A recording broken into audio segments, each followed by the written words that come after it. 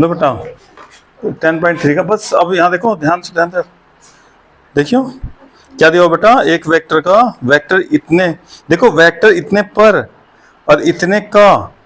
देख बेटा किस पर कह रहा है, देखो ये यहाँ ये जो वेक्टर है ना, देखो एक मिनट, इसे यो ए ले लो आप, जो सू वाला, देखो इतने पर कहा रखा, देखो बेटा पढ़ो ध्यान से, वेक्टर इतने पर, यानी ये होगा आई प्लस जे, और किसका प्रोजेक्शन पूछ रहा भाई, बी का, जो बी कितना दे रखा बेटा, आई माइनस जे। देखो इसका बी ए पर कह रहा है, बी का प्रोजेक्शन निकालना, ठीक है, तो कैसे निकालेंगे बेटा, यहां से देखो ये ओ, ये बी मान लो, ए मान लो, कोई बात नहीं। अब देखो प्रोजेक्शन मतलब ये यहाँ पर परपेंडिकुलर डाल लो, और ये लेंथ निकालनी बेटा आपको, ये यहाँ से यहाँ तक ये निकालना आपको, प्रोजेक्शन ये है जी आपका। तो बी का प्रोजेक्शन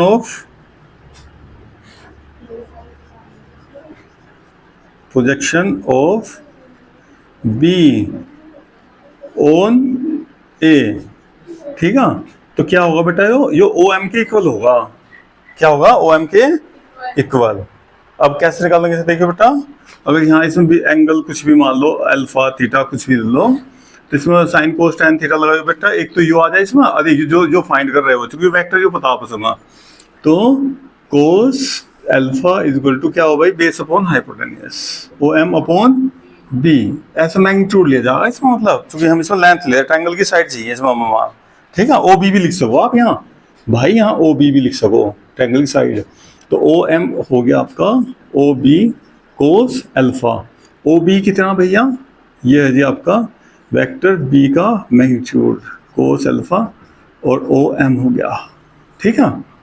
अब आपको फॉर्मूला पता है, A dot B is equal to A का मैग्नीट्यूड बी का मैग्नीट्यूड और कोस अल्फा, अगर उनके बीच में एंगल अल्फा हो तो दो वेक्टरों के बीच में, देखो एक वेक्टर ए था एक बी, इनके बीच में एंगल अल्फा, पता ना डॉट का प्रोडक्ट, बेटा ये वैल्यू चाहिए मुझे यहाँ से, और ये वैल्यू चाहिए ना, देखियो इतना वैल्यू आ रही, तो बी और कोस अल्फा, और ये अपना ओ एम है जी,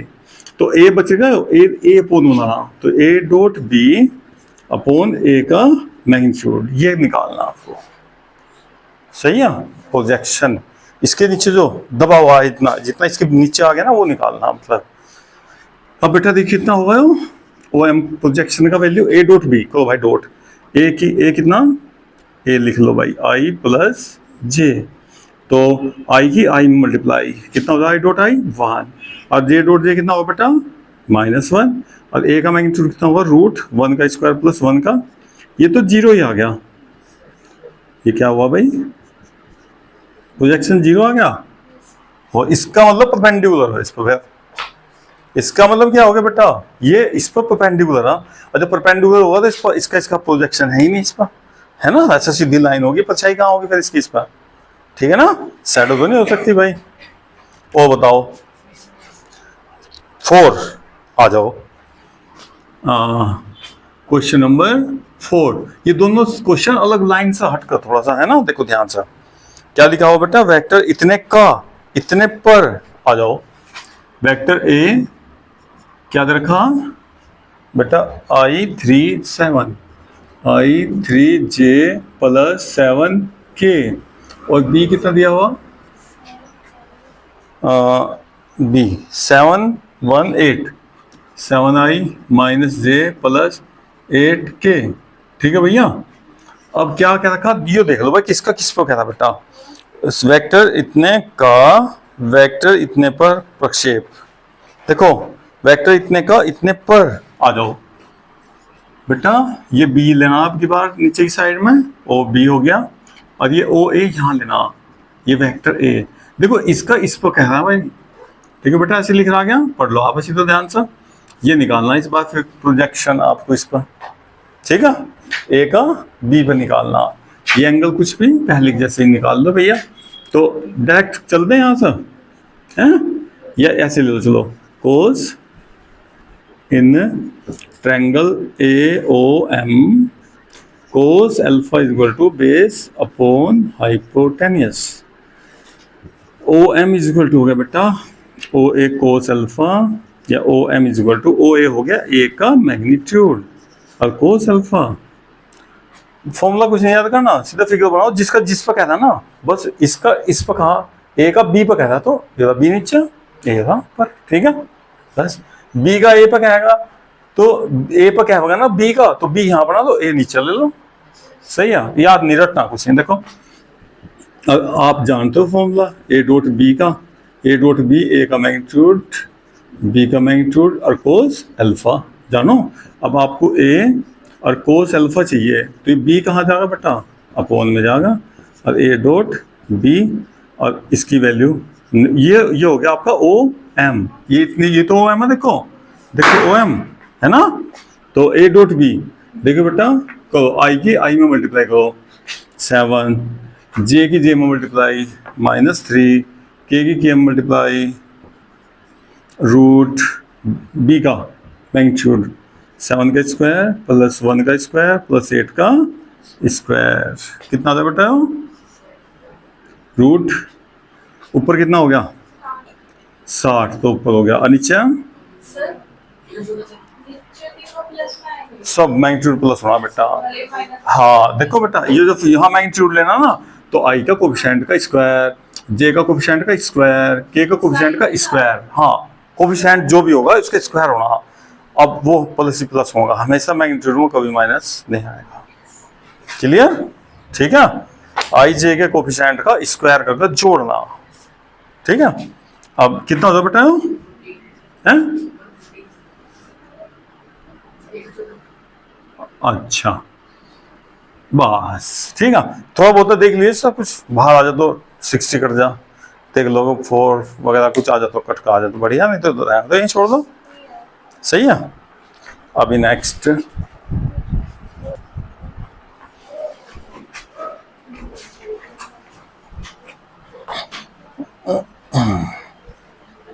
हाँ भैया देखिए बेटा क्या क्या इसमें,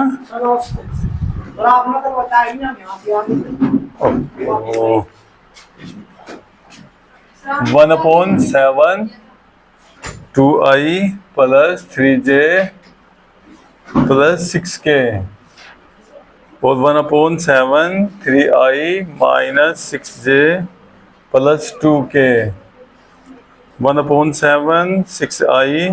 प्लस 2j माइनस 3k। बेटा अपने एक्सरसाइज के जितने क्वेश्चन करवा देना उन्हें करो इतना बैठ कर, जल्दी करो सारे, पहले से ले लो 6 के साथ 6 7 सारे। अब देखो बेटा इन्हें क्या दिखाना है, सारे यूनिट वेक्टर दिखाना है। ए कैप करो आप, ए कैप मतलब देखो ये जो 7 है ना, ये तो बाहर जाएगा, रूट सबसे स्क्वायर होगा, और रूट के अंदर ना इसका स्क्वायर देखो 2 स्क्वायर प्लस 3 स्क्वायर प्लस 6 का, और बेटा यो अंदर ना 7 ही आएगा, देखो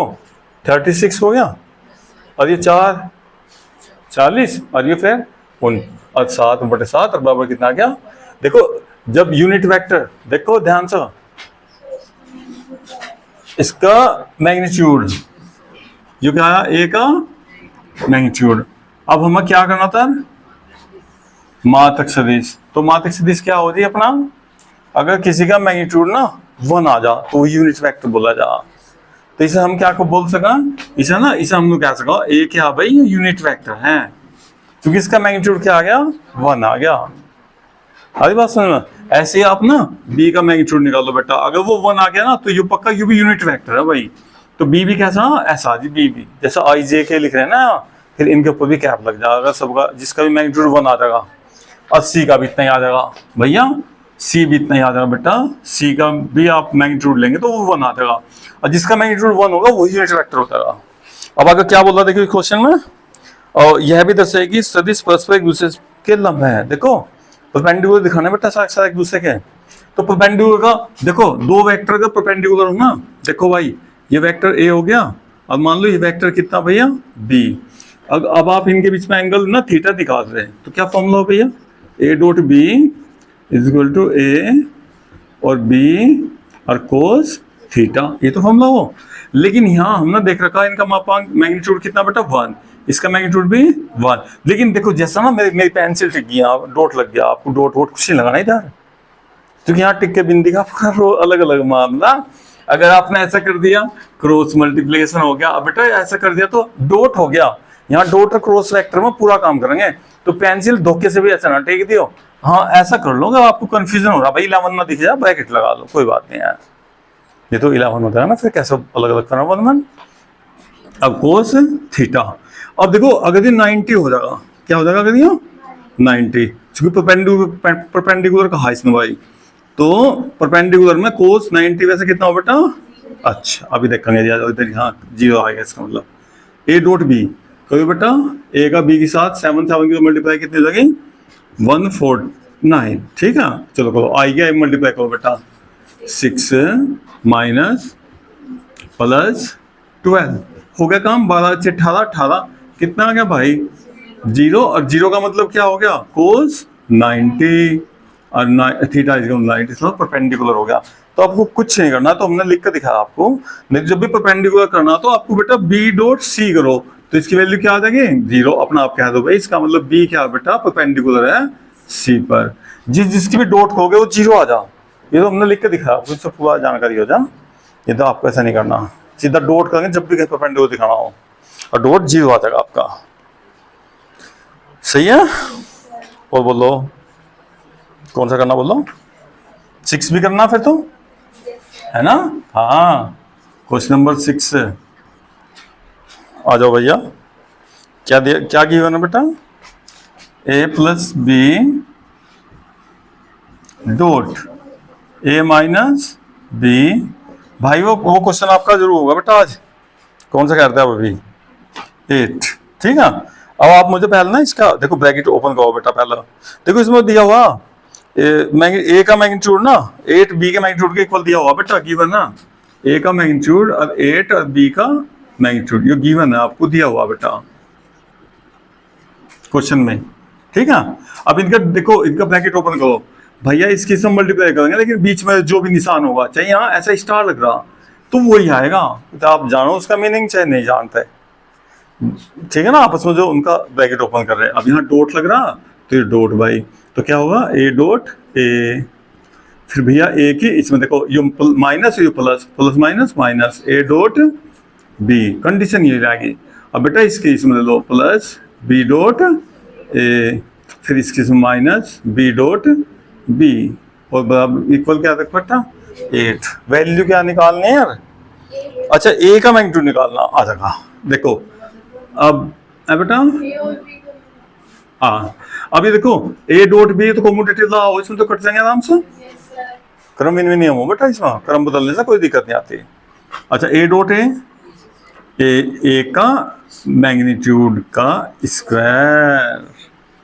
माइनस बी डॉट बी का मैग्नीट्यूड का स्क्वायर बराबर 8, लेकिन ए कितना दिया हुआ ए बेटा, यहाँ रख दो 8 और बी का मैग्नीट्यूड स्क्वायर हो रहा ना, आप आराम से स्क्वायर कर लें, और बी का मैग्नीट्यूड का स्क्वायर, अब तो आ जाएगा बी का मैग्नीट्यूड यहाँ से निकल जाएगा ना, और ऐसे ही ना जब बी आ जाएगा बस बी का मैग्नीट्यूड सीधा सीधा यहाँ रख दो, ए आ जाएगा, फिर चूंकि रिलेशन अपने पास है ही, सही ना।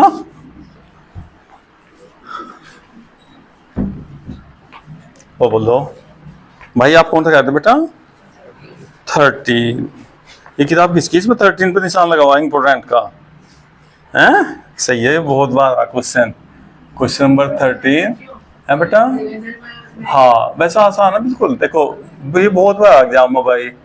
ए बी सी यूनिट वेक्टर, देखो भाई गिवन, एक मिनट देखो तो क्वेश्चन ध्यान से पढ़ा करो, देखो भाई मैं सबको ये बोलता हूँ भैया, ये बेटा हाँ देखो ये देर का यूनिट वेक्टर दिए हैं,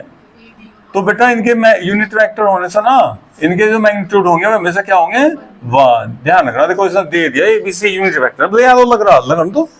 कोई बात नहीं, मैग्नीट्यूड 1 आना पक्का, ठीक है ना, परिमाण 1। और क्या दिया हुआ बेटा, देखो यहाँ दिया हुआ A plus B plus C is equal to क्या रखा बेटा 0, जब देखो ये प्लस 0 ना तो और लिख कर, और ए डॉट, देखो हम क्या कर रहे हैं इसमें ब्रैकेट के साथ ए का डॉट, चूंकि इसमें ना डॉट आ हुआ, देखो नीचे प्रूव हो रहा ना बेटा, वहां ए का डॉट हो रहा, देखो ए डॉट बी है ना, बी डॉट सी ऐसा हुआ, देखो सी डॉट ए हो रहा ना,